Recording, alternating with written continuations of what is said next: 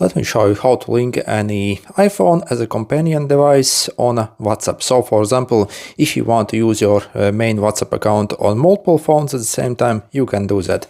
So on iPhone, you would simply open the WhatsApp after installing it, click agree and continue here, and instead of entering your phone number, you simply click these three dots here.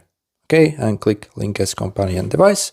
Then what you have to do is on your main device, on your main phone, simply open the WhatsApp. So I'll open.